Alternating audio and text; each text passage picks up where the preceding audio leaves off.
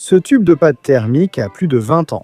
Voyons s'il fonctionne encore dans un ordinateur, alors qu'Internet indique qu'elle dure 3 à 5 ans. Donc ce modèle du début des années 2000 ne devrait pas refroidir un processeur, non? Il faut dire couler et non cooler. Après être resté dans son tube pendant 25 ans, notre pâte thermique est enfin libérée, mais elle est un peu plus dure que la normale.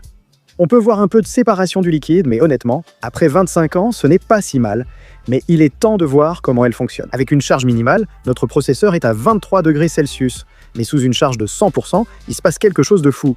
Il n'a pas bronché du tout.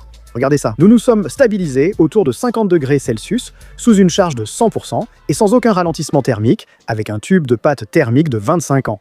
Ce qui montre que lorsqu'elle est bien scellée et stockée correctement, la pâte thermique peut durer bien plus longtemps qu'on ne le pense. Maintenant, je ne peux pas m'empêcher de me demander comment cette pâte thermique se comporte face à un tube tout neuf de la même composition.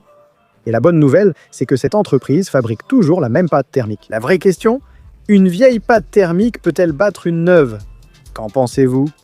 Commande passée, restez connectés pour le verdict.